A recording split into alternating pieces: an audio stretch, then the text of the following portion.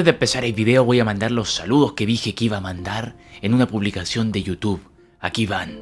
Ok, un saludo para MediCentry7Nian713, saludos para Cristian Argüello, para The Doom Slayer, para The Daily Cold YT, para Arcalin343, para XDan, para Iranger9021, para Bugmastery, para Chris y para Jesús Vivas.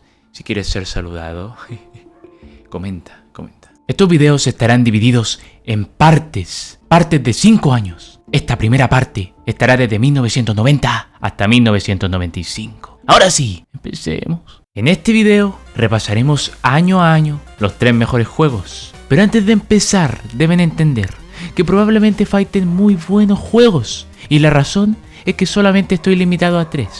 Así que es más que obvio que se me quedarán muchísimos fuera. Aún así, no es que los menosprecie, pero es que solo haré 3, o si no el video durará 500 horas. Con esto ya aclarado, empezamos.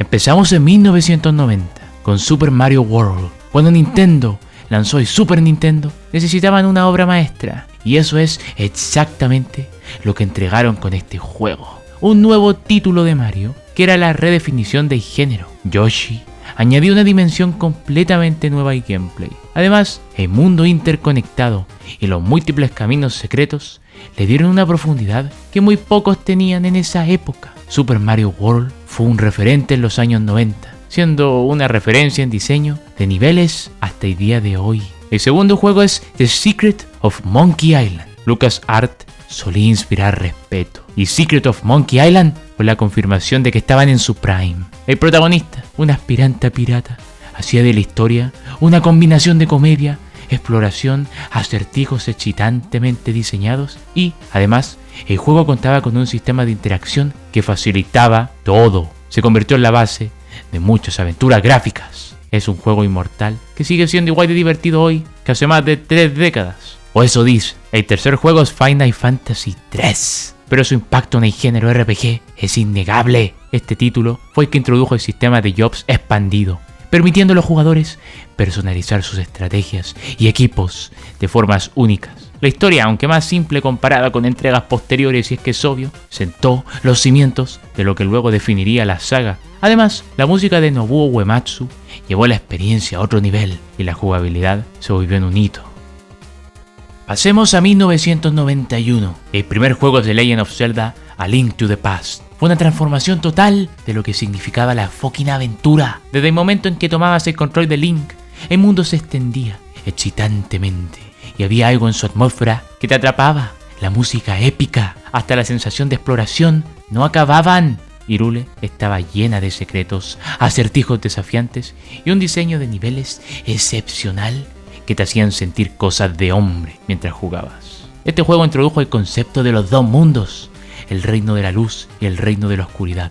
La sensación de ir descubriendo nuevas conexiones entre ambos mundos y de encontrar objetos. Esto era sin precedentes. No solo fue el mejor juego de 1991, sino que es uno de los mejores videojuegos de todos los tiempos. El segundo es Sonic. Nintendo tenía Mario, pero Sega necesitaba su propio icono. Y no solo eso, necesitaban algo que fuera distinto. Así nació Sonic, un juego que no solo puso a Sega en el mapa, sino que definió una era entera de fans muy cuestionables.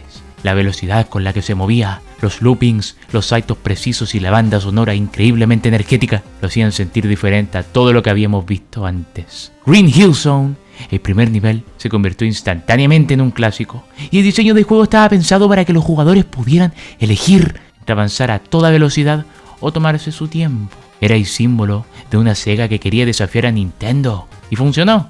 Sonic no solo vendió millones de copias, sino que dio inicio a una de las franquicias más queridas de todos los tiempos. El tercer juego es Street Fighter 2. Este fue el juego que tomó un género relativamente pequeño y lo convirtió en un fenómeno global.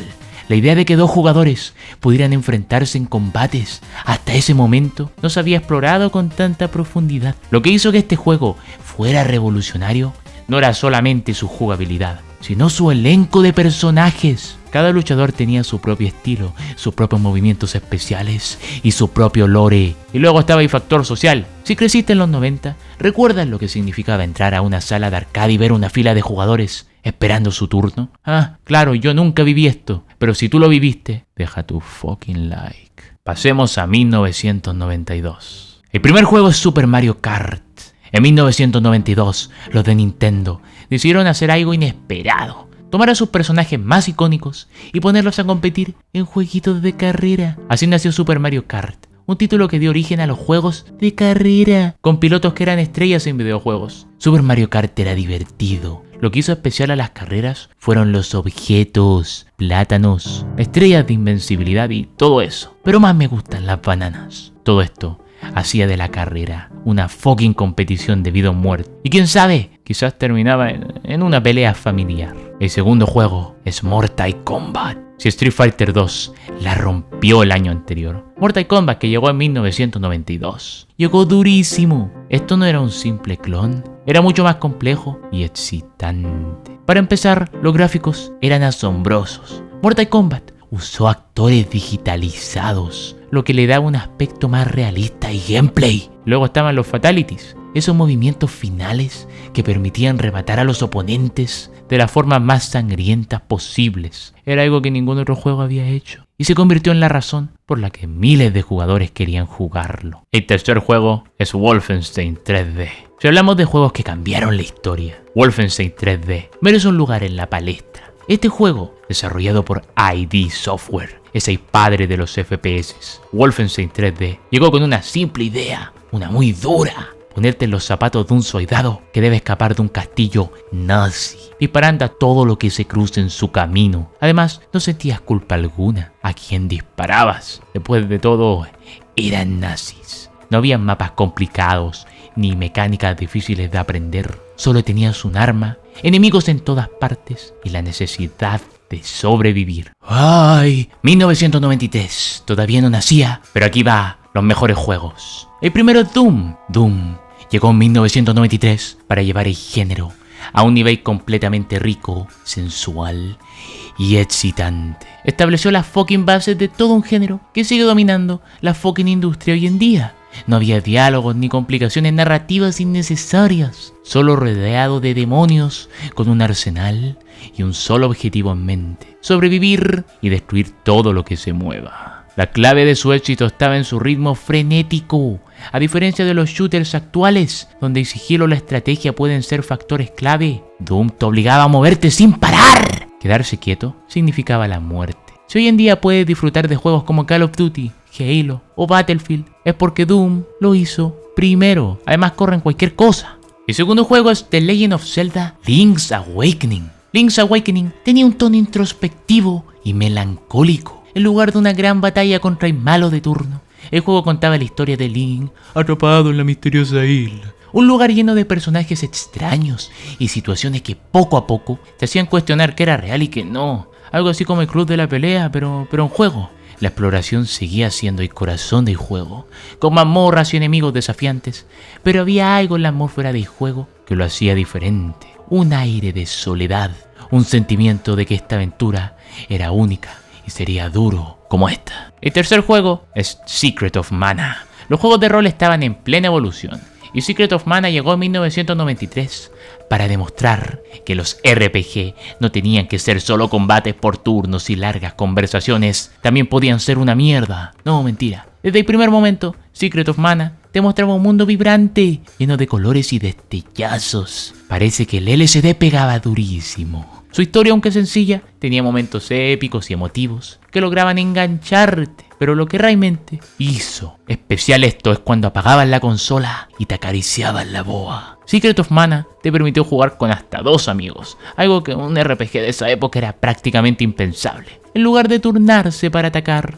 los jugadores podían moverse libremente por el campo de batalla, lanzar hechizos y coordinar ataques en tiempo real. Y no podemos olvidar su música. La banda sonora es considerada una de las mejores de todos los tiempos. ¿La han escuchado? No. Entonces, ¿por qué la consideran la mejor? No lo sé. Aspirantes.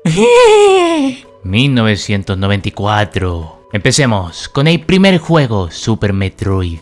Atmósfera atrapante. A diferencia de otros juegos de Nintendo, este título tenía un tono oscuro y solitario. Samus, la casa de recompensas intergaláctica y feminista, aparentemente, llegaba al misterioso planeta Cedes en búsqueda de un Metroid robado, y desde ese momento el juego te dejaba solo. Lo impresionante de Super Metroid no era solo su mundo interconectado, sino la forma en que incentivaba la exploración.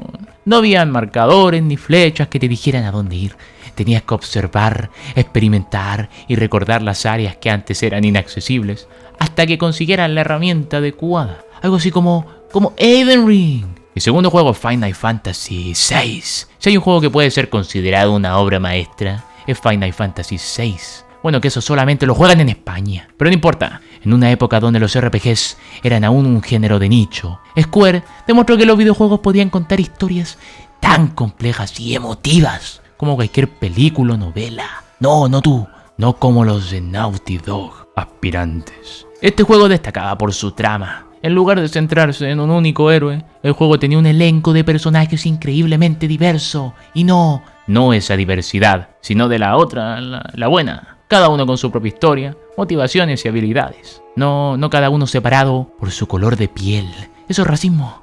También contaba con un gran villano, Kefka. A diferencia de otros antagonistas que solo querían conquistar el mundo, Kefka lo quería destruir. Y lo hacía. En un giro inesperado, lograba su objetivo a mitad de juego, convirtiéndose en uno de los villanos más memorables. El tercer juego es Donkey Kong Country. Rare, un estudio británico, logró algo que parecía imposible en la época. Gráficos en 3D en una consola de... ¿qué? 16 bits. La primera vez que alguien veía Donkey Kong Country, era difícil creer que estaba corriendo en una Super Nintendo. Los modelos pre-renderizados le daban un aspecto visual impresionante, haciendo que el juego pareciera una generación adelantada a su tiempo. Pero lo más importante no era solamente cómo se veía, sino su personalidad, su interior. El dúo de Donkey Kong y Diddy Kong ofrecía mecánicas variadas, permitiéndose intercambiar entre fuerza bruta y agilidad según la situación. Este juego te hacía querer comer bananas. Ya sabemos cómo Ricky Martin se cambió de banda. ¡Wow! Pasamos al último año de video, porque sí, habrá más partes. 1995.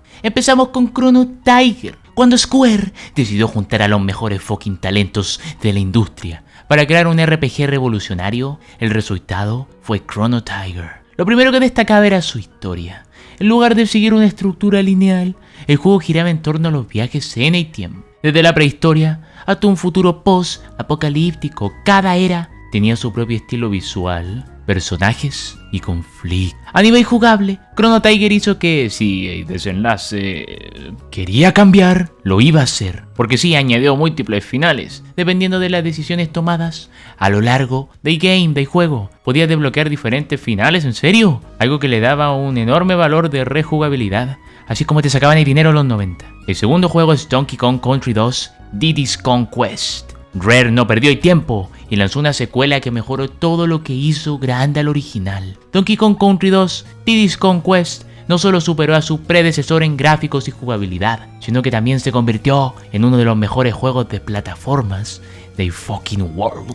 En esta entrega, Donkey Kong es secuestrado por un malandro y la misión recae en Diddy. No ese Diddy, no, ese no. En Diddy Kong y su nueva compañera, Dixie Kong. La principal novedad era que Dixie podía planear usando su cabello, lo que añadía una tensión muy sexy, una que solamente yo siento. El juego amplió la variedad de escenarios, llevando a los jugadores por barcos piratas, volcanes, castillos y colmenas gigantes, cada uno con mecánicas únicas. Los secretos también jugaron un papel muy importante, con monedas ocultas y niveles extras, aunque nadie hizo esos, yo creo. El tercer juego es Command & Conquer. Este era de PC. Mientras las consolas vivían su época dorada, déjenlas a ellas por allá, los juegos de PC estaban por nacer. Estaban haciendo un género que dominaría la estrategia en tiempo real durante años. Command & Conquer, desarrollado por Westwood Studios, fue el título que puso su fila india en la mesa. Y dijo, aquí mando yo.